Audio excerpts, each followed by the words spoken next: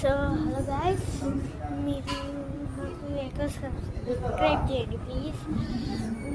నాకు only 58 subscribers ఉన్నారు.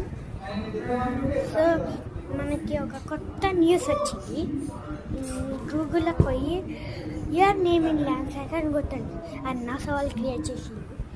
ఆ తర్వాత ఒక ఆప్షన్ ఉంటుంది పైన, అది క్లిక్ చేసి ఒక చాలా సేపు కొంచెం అట్లా ఆడుతుంది.